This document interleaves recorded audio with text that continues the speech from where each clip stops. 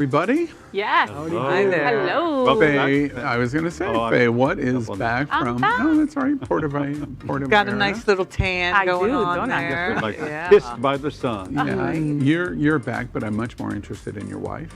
She had a Oh, good wow. time. Yes, she had a great time. Teresa had an absolutely fabulous time. And hello to all the gays in PV that are watching us. We love you. Lots of boys. Yeah. Was it busy? Babies. Lots of boys. Super busy. Yeah. Super busy. People were still there. They get their They don't first... have COVID in Puerto Vallarta. Listen, they are very high on making sure that everybody's masked indoor, outdoor, All right. a lot of, that's a million degrees and you're wearing a mask. Yeah. So they're on point. That's I wish we were like that. Yeah, right. Lots of news here tonight. Well, welcome to Queer News Tonight, the world's first and only LGBTQ daily evening news. It's time to queer up the news. It's 8 p.m. Wednesday, August 25th, 2021. That surprised me. I was thinking, what year is this? And we are literally out of the closet and into the headlines. So many of your important stories we are going to tell this evening on Queer News Tonight.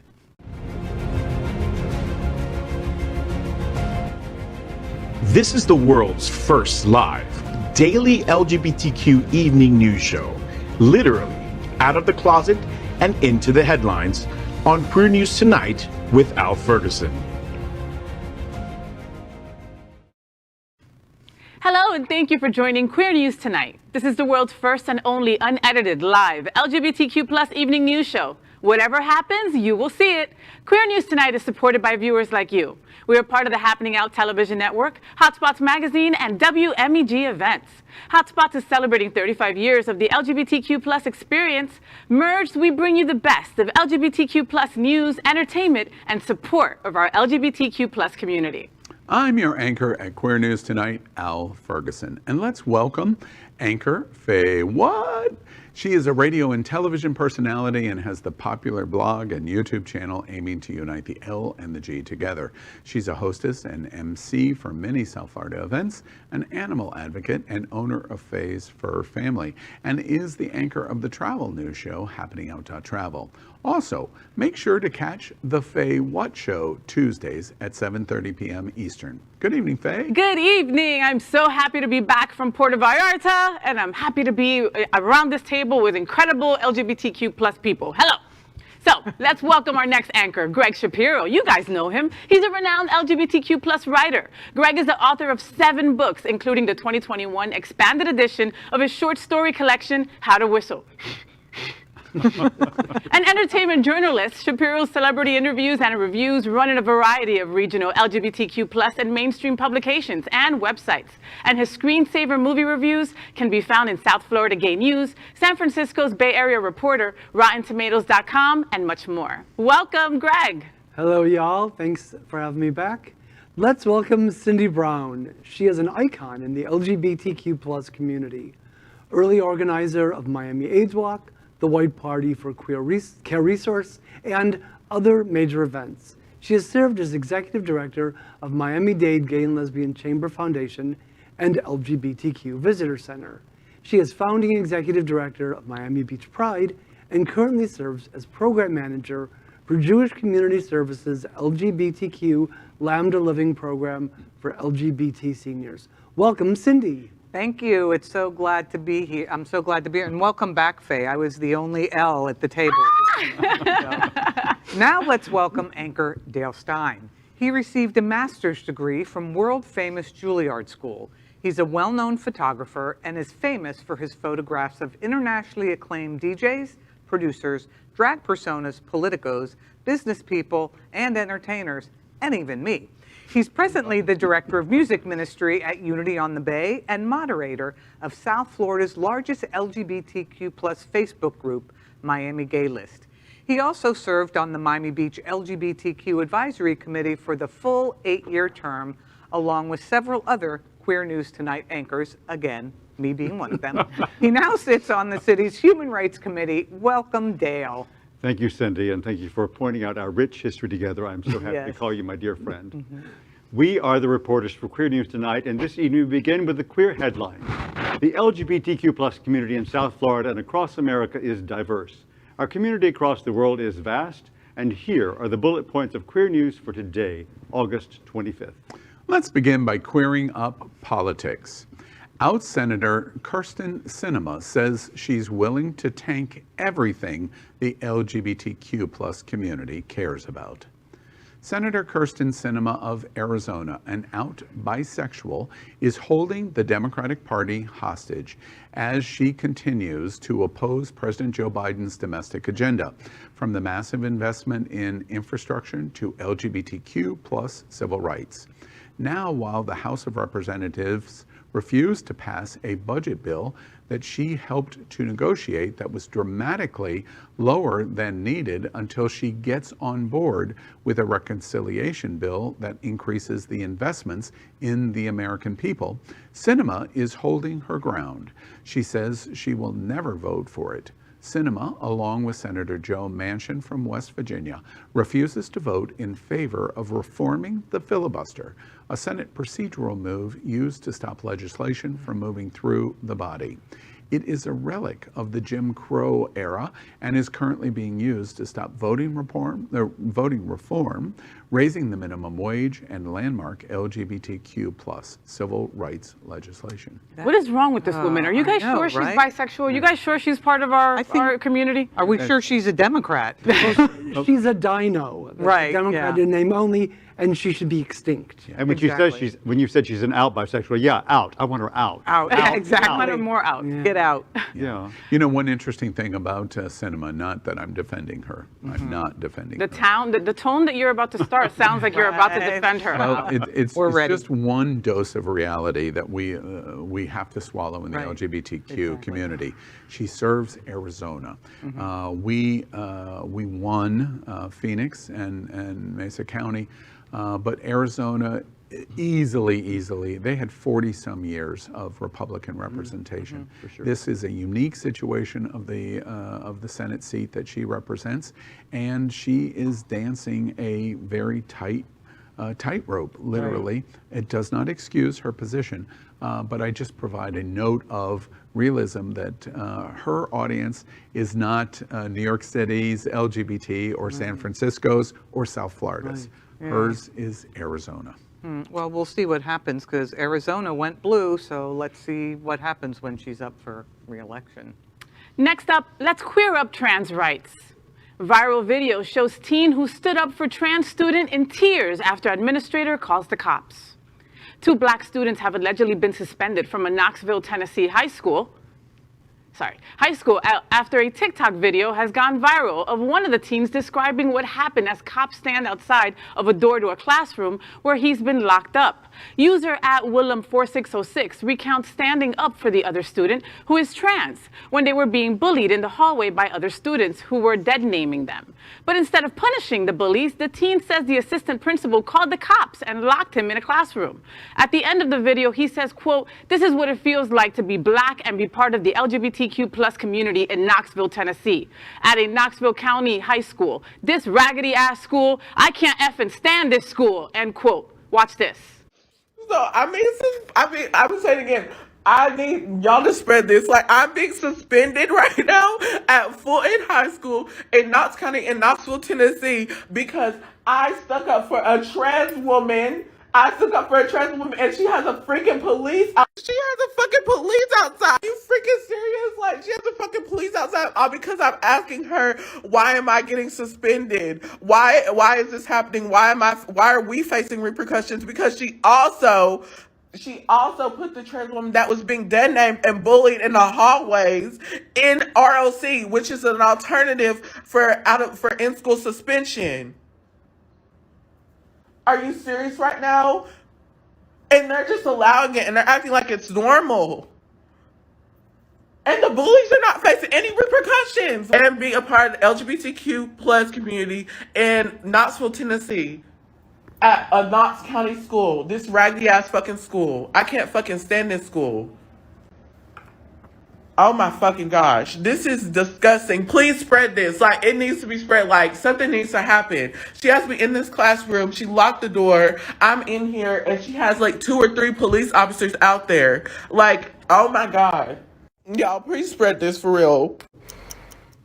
That is very, very upsetting. It really is. And I think that's what, no wonder kids are not wanting to come. It's just horrible. Let's say that, it's Knoxville, Tennessee. Have any of you been there? I mean, that's why it's like that, I mean, these people need a lot more education. These administrators, I mean, come on. Instead of going after the bullies, you're going to call the cops on the Well, they should always transfer. go after the bullies, no matter what. As an ex-bully, I will tell you that I have never been locked in ISS like that, You've locked other people in.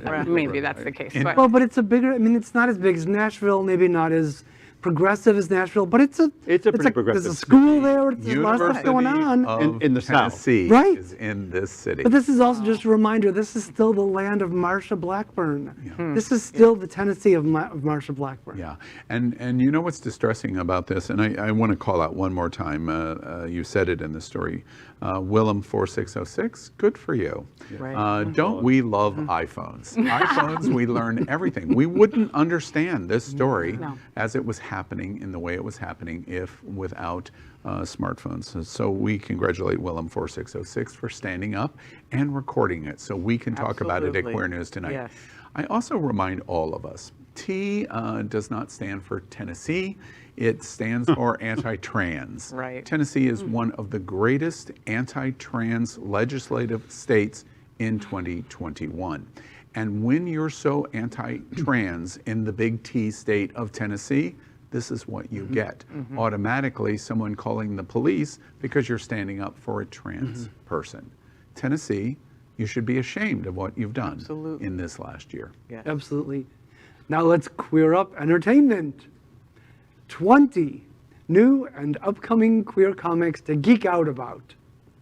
With barely a week left of summer reading, you've run out of heady books to show off at the beach. Well, now is the time to put down that Dostoevsky we both know you're not going to read and pick up something more colorful, by which we mean illustrated and gay.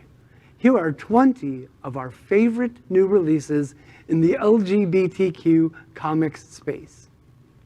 Stone Fruit by Lee Lai, Alone in Space by Tilly Walden, Our Work is Everywhere, an illustrated oral history of queer and trans resistance by Cyan Rose, Harley Quinn, the animated series, the Eat, Bang, Kill Tour by Franklin Sarin Louise, The Girl from the Sea by Molly Knox Ostertag, Nubia, Real One by L.L. McKinney and Robin Smith, The Secret to Superhuman Strength by Alison Bechtel, My Life in Transition by Julia Kay, Tide Song by Wendy Xu, Poison Ivy, Thorns by Cody Keplinger, I Am Not Starfire by Mariko Tamaki, LPLS Sound by Illich, Taboo, and Laxton, The Legend of Auntie Po by Xing Yin Hur, Incredible Doom by Matthew Bogart and Jesse Holden, Jukebox by Nidhi Chanani, Cheer Up,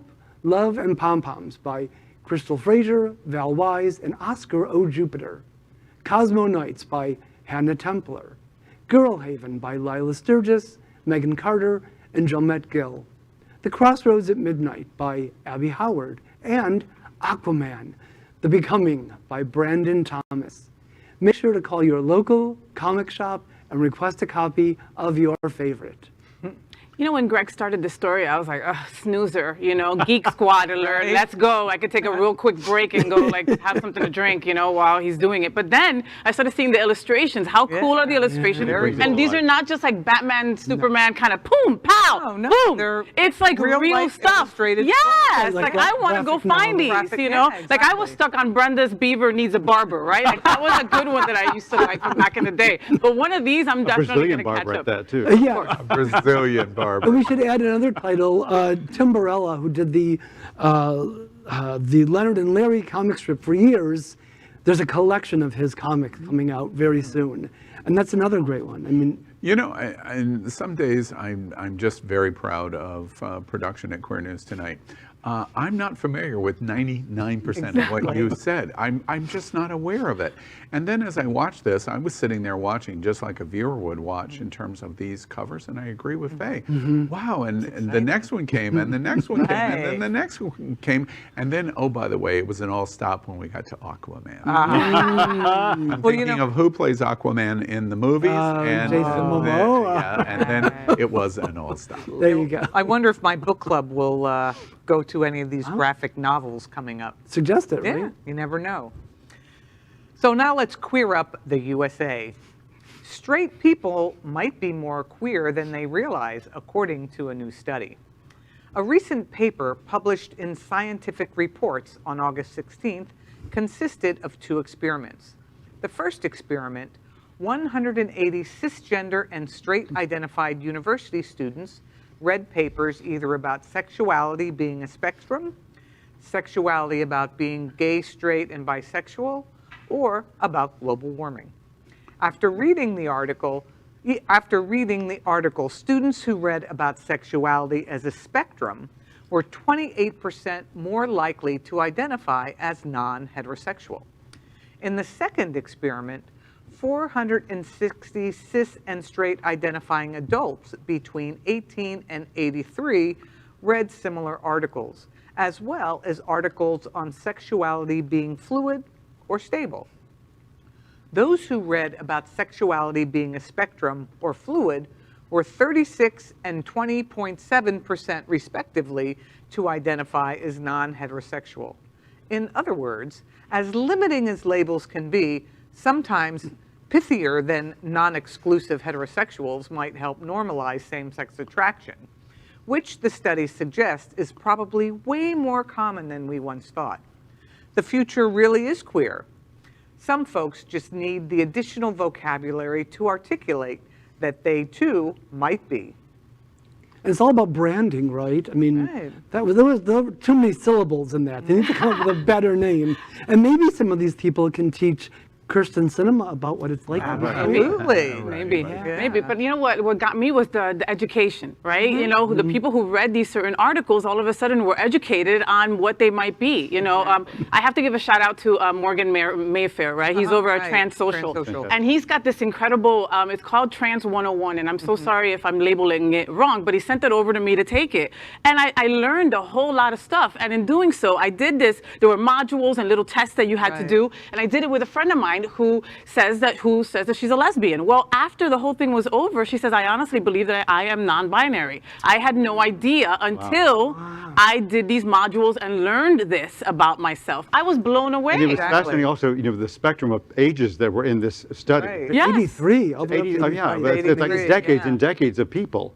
Let me also make the observation of how this study reflects on politics, which might surprise you.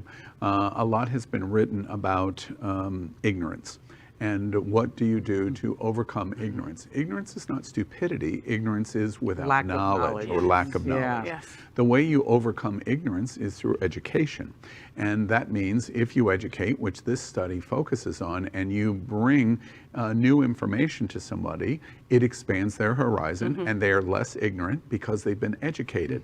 Now you get to the politics of it. Now we understand why Republican states are passing legislation like they have done in Kentucky and Tennessee and Louisiana that will not allow you to discuss LGBTQ in schools because they do not want education and overcoming ignorance. Why?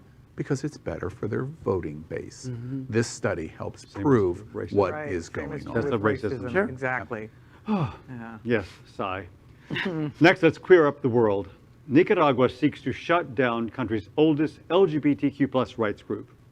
The government of Nicaragua has sought to shut down the country's oldest LGBTQ rights group. Confidential, an online newspaper that is critical of the government, reported the Interior Ministry has asked the National Assembly to, quote, annul the legal nonprofit status, end quote, of Fundación Xochextal, that's the best I can do, Xochextal, and 14 other non-governmental organizations. Assemblyman Filberto Rodriguez on August 18th introduced a bill that would dissolve the 15 NGOs for, quote, holding activities outside the law and acting expressly against the law, end quote. The government of President Daniel Ortega and his wife, Vice President Rosario Murillo, in recent months have targeted opposition leaders and other groups, journalists and human rights activists, and NGOs ahead of national elections that are scheduled to take place on November 7th.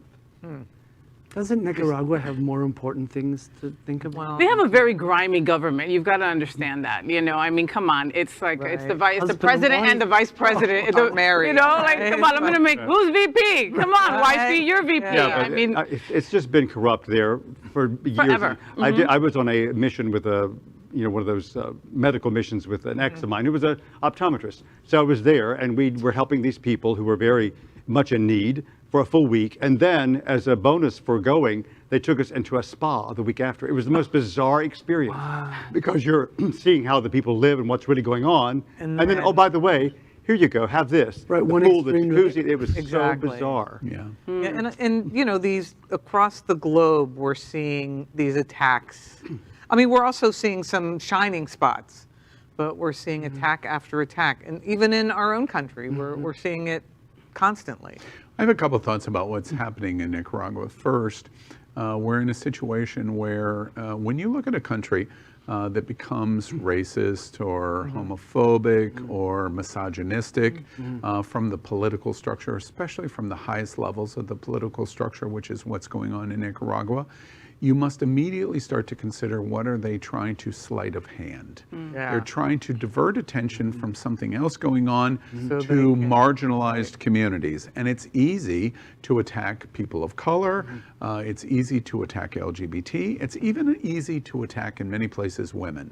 So it's an indication of what I think you're getting right. Nicaragua is corrupt. And this president and his wife, vice president, are corrupt. At the top of that heap. The second thing that I think is super interesting is to help our viewers understand what's going on in Nicaragua. This is Central America, Guatemala, one of the best democracies in the Western Hemisphere, which is Costa Rica, is a neighbor. Honduras is not terrible. Mexico is very progressive. Colombia is very progressive. Peru is very progressive. So something unique is going on in Nicaragua. And it's called the Hungary effect. It's the same kind of political movement to cover authoritarianism, which is what is going on in Poland and Hungary and Russia and the Ukraine. And we're watching it right here in our own hemisphere, in our own backyard. Pay close attention to the words and actions coming out of Nicaragua. Absolutely. That's our queer headlines for today. So let's catch up on the LGBTQ plus news surrounding COVID-19 with our special segment called Quarantine Quickies. Queer News Tonight has reported on coronavirus on every news broadcast since January 6th, 2020. Tonight we report that as of today, more than 2,728,000 LGBTQ plus Americans have contracted COVID-19. Queer News Tonight remembers the more than 45,000 LGBTQ plus Americans who have died from coronavirus. But the news is improving because as of today, more than 363 million vaccination doses have been administered in the United States. That is our pandemic news for tonight. Next, we report on our partnership with Sunshine Cathedral, the world's largest queer church here in Fort Lauderdale. We are broadcasting from our permanent set here at Sunshine in supporting that partnership. Happening Out Television Network broadcasts the largest LGBTQ plus religious live broadcast in the world, as more than 30,000 watch every Sunday at 10:30 a.m. Eastern. Watch this.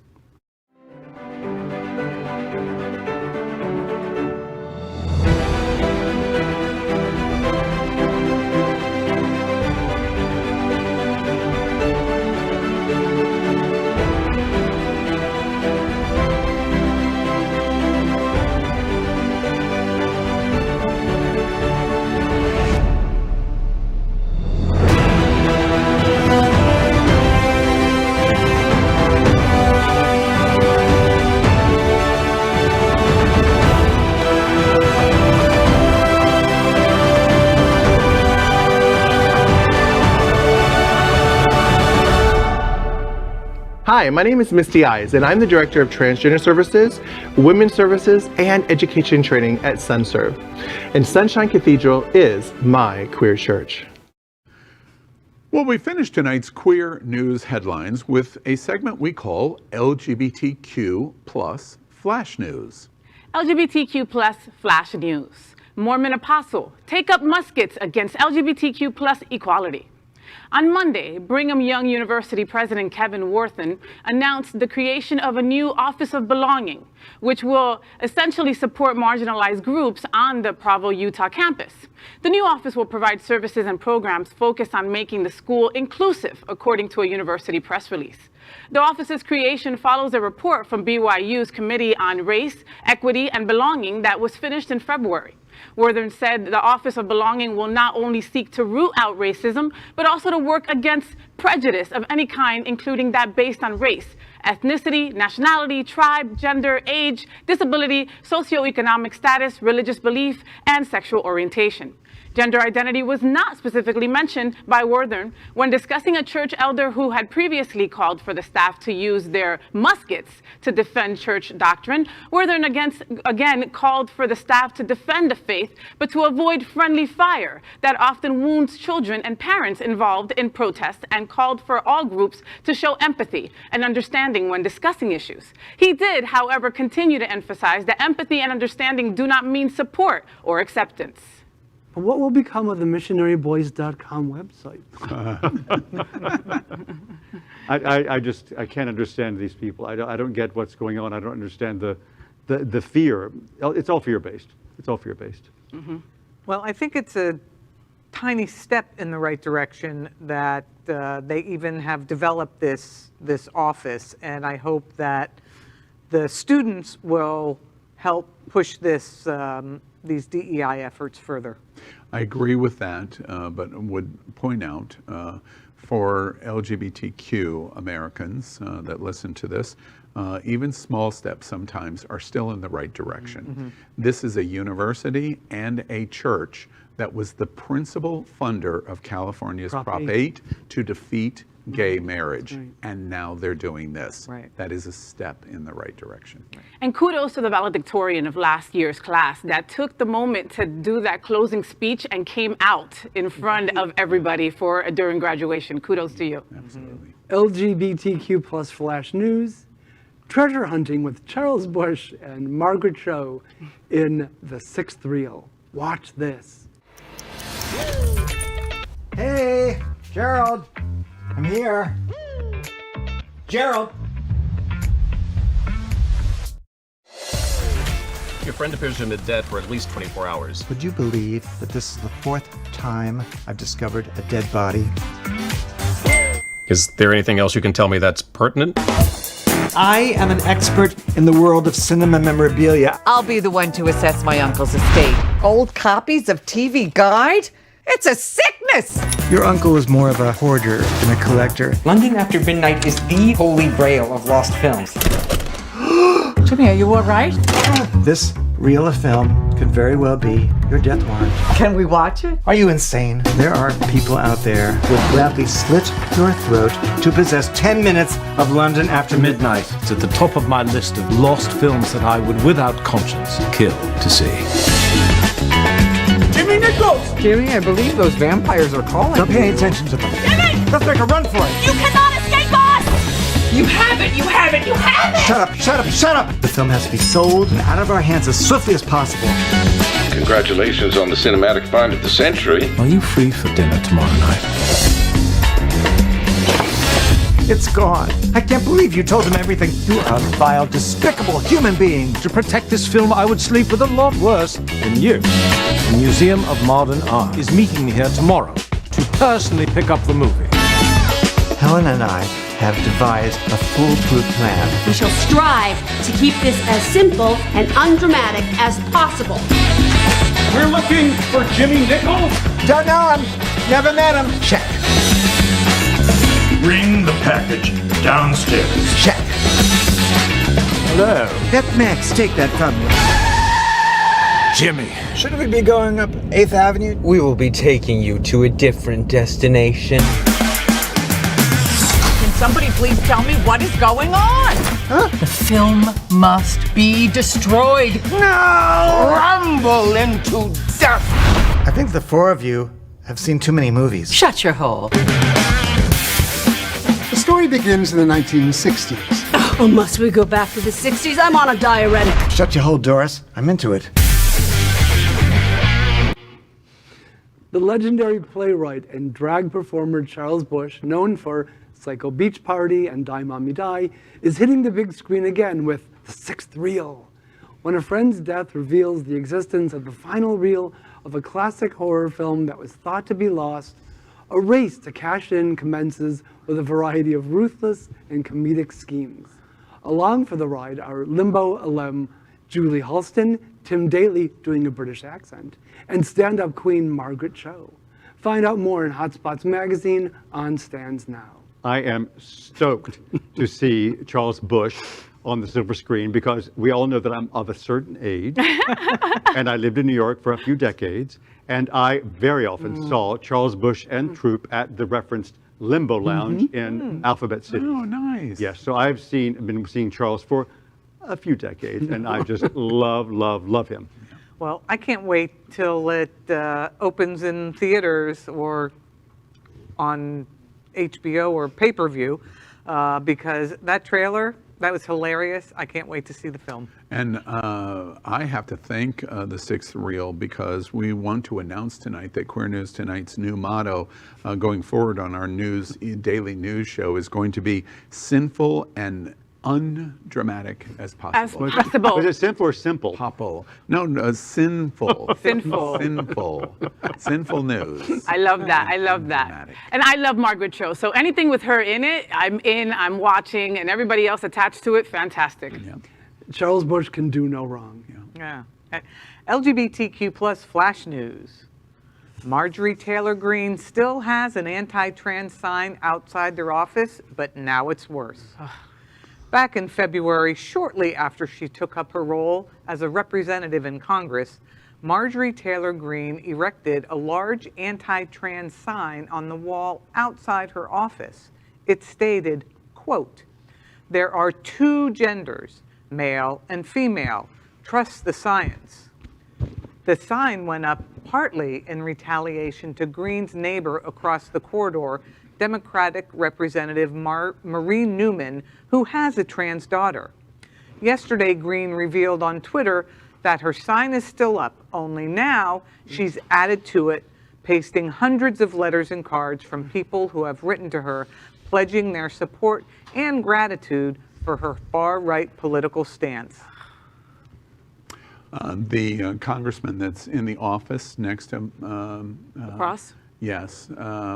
Well, I was going to say the abbreviation of her name, Marjorie's name, has a sign on her door that says that there are two types of politicians, those that try to serve the American public and Marjorie Taylor Greene. Wow. I like that. Perfect. End quote. That's Mic perfect. drop. Mic drop. MTG, you got to get your roots done, girl. Wait, people who support Marjorie Taylor Greene can write? I was just going to say that I'm disgusted by her, but I'm more disgusted by those people. And you're right, it's probably chicken scratch. Yeah, hopefully her 15 minutes of fame ends really soon. 2022 is the date. And where are all the negative letters that you got? In barrels and barrels full, right? Yeah, Right. Probably. So that's today's news for the LGBTQ plus community on the world's first and only daily LGBTQ plus evening news show. Is our community important to you? Then help us by liking and subscribing. Ring the bell for updates. Share this news with your friends and family. Post this broadcast in the many groups you are a member of. Tonight's story about our community deserves the attention of your family and friends. Queer News Tonight is the only live LGBTQ plus digital television news in the world that is out of the closet and into the headlines. We need your support. If our community is to grow, we must tell our stories and bring them to the attention of the broader world.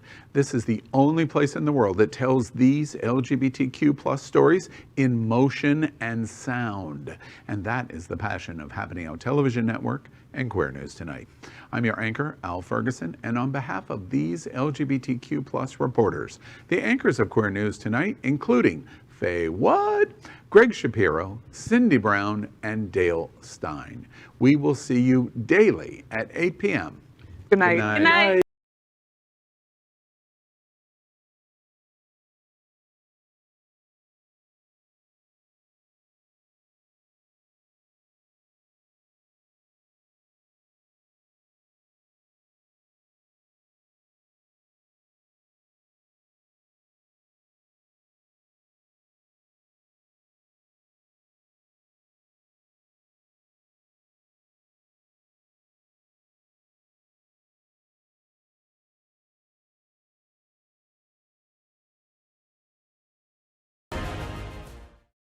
LGBTQ plus news is vital for our community and for the broader world as a whole.